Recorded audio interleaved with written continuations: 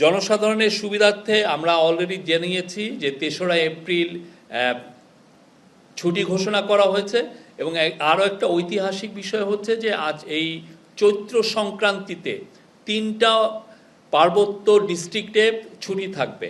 আমরা তো এমনিতে তো পয়লা বৈশাখে থাকে, বাট 3টা পার্বত্য ডিস্ট্রিক্টে চৈত্র সংক্রান্তিতে এটা ছুটি থাকবে। কারণ আপনারা জানেন আমাদের পার্বত্য চট্টগ্রামে বিজু, বৈশাখী, সাংগ্রাই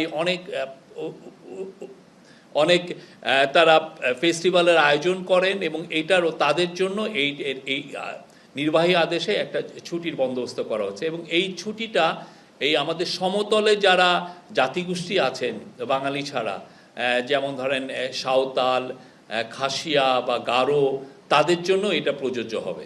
হোম অ্যাডভাইজার জানিয়েছেন যে তাকে আজকে সকাল 9টার সময় অস্ট্রেলিয়ান হোম মিনিস্টার তাকে ফোন করেছিলেন, টনি বার্ক, এবং উনি জানিয়েছেন যে আজকে এখন থেকে বাংলাদেশিদের জন্য যে ভিসা প্রসেসিং এটা ঢাকা থেকে হবে। এটা আগে নিউ দিল্লিতে নিয়ে যাওয়া হয়েছিল, কিন্তু আপনারা জানেন যে এটা কিছু অসুবিধা তৈরি হচ্ছে।